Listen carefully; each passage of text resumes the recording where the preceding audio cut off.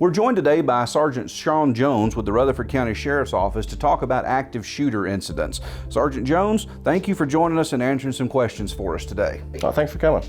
So first off, what is an active shooter incident? We'll just take it from Homeland Security by how they define an active shooter. An individual actively engaged in killing or attempting to kill people in a confined and populated area. In most cases, active shooters use firearms and there is no pattern or method to their selection of victims. When we look at active shooter, it's real easy to get wrapped around the axle about shooter, but we need to keep in mind that active killing or active aggressor situations can be used any type of weapon. There's been many situations across the U.S. and the world where perpetrators have used guns, bats, knives, any means to hurt many people. So maybe we need to change our terminology and talk about an active aggressor rather than an active shooter. When I'm teaching classes to law enforcement, I always use the verbiage active aggressor, because there's been studies where we've done force-on-force training, and we'll send our officers in saying there's been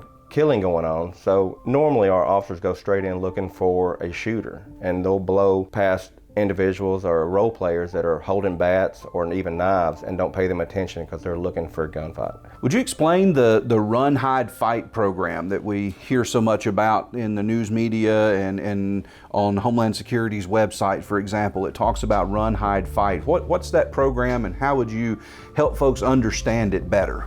Here in Rutherford County, we use hide, flight, or fight. What we do is teach all of our elementary to high school age students this program, so that way from the time they come into school to the time they leave, they understand in case of a code red or an active aggressor situation, they have three options. Option number one being hide, where they're known, the code red comes across, lights go off in the classroom, doors are locked, and all the students and teachers hide in the deep corner of the room, away from windows and doorways. The teachers are then given the option, if they feel like they can get 100% of their class, including themselves, out of the building, away from the incident, then they can do so, get at least 300 yards away from the building and hide, or flight. The third option being fight, and of course it's the last option because that's when things have got real bad, we're stuck in a room, and the active aggressor actually makes his way into the classroom. We give all of our kids the option, or that last chance to survive by fighting. And we teach, you have pens, pencils, books, desks, whatever you can to survive. So what does a typical active shooter look like? What does an active aggressor look like? What's their characteristics? If you go back in history, there is no norm of an active aggressor. We've had women, all races of men. A lot of people think as soon as they hear active aggressor, it's going to be a middle-aged white male. But if you look at history, that's not the case. So there is no norm when it comes to active shooters. What are some indicators that a violent event might be about to occur within an organization? So what are some markers or some things that folks can look for to help them know that something may be about to happen? Know your people. Sometimes when you have people that let's say there's been a disciplinary issue, or you've had to call somebody in because work performances went down. If you see somebody that has no regard for authority, they've been a good employee, but all of a sudden they just don't care. Anywhere from crying a lot, they might have something going on at home. These are all red flags. So it's not necessarily any one characteristic, maybe it's multiple things that you start to see. The biggest issue that I hear you saying is being aware of what's going on around you, knowing your people. Yeah, being aware of what's going on around you, knowing your people, and looking for those red flags. If it's just one, that's all it is. But if there's multiple things coming up, you might want to give that person an extra look. How should organizations prepare for these events, for these active aggressor events? Whether it's a school, a church, a business, how should they prepare for these active aggressor type emergencies? No, that's one word, and that's just train.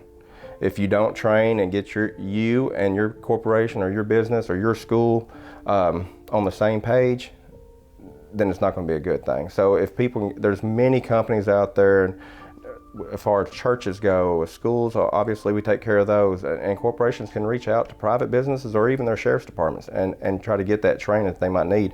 And it might just be something as easy as hardening your building. When I say that, locked doors, video cameras, that's internal and external video cameras, security. At the end of the day, these are just speed bumps. If somebody's really wanting to do damage to your people, those are speed bumps, but the more speed bumps we got, the more success we can have. That leads me into the next question then, that you already covered a couple of them with cameras and maybe hardening our locks or security systems, that kind of thing. What kind of equipment should organizations and schools plan on having on hand in case one of these incidents were to occur? Medical equipment and how to use it would be number one. And it goes back to the hardening your location, cameras, internal and external, and just security at the front doors. Whether that be a church, a private business. Of course, we have officers in our schools. That helps as a deterrent. How can people learn more about active aggressor incidents and how to prepare themselves for these events? When these incidents occur across our country and worldwide, read about them. Read how it started and how it ended, what worked for companies and law enforcement officers and what didn't.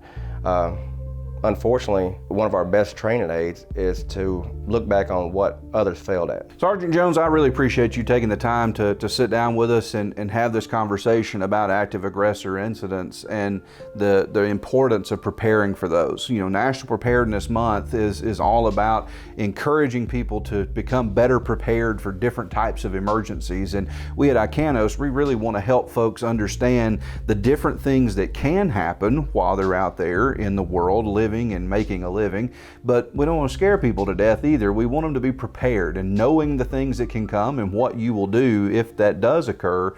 It's the best weapon that you've got to prepare for an emergency is learning about it and hearing about it from experts in the field. And so, Sergeant Jones, I really appreciate you taking the time to sit down with us. Is there anything else that you want to share on behalf of the Sheriff's Office, or anything else that we need to hear about today? You know, yeah, it's Preparedness Month. Be prepared. Don't wait until the incident occurs. Train, and make sure you're ready. Don't wait until it hits you. I want to say a very special thank you to Sheriff Mike Fitzhugh for allowing us to sit down with Sergeant Jones and have this conversation. We hope everyone has a great and safe September.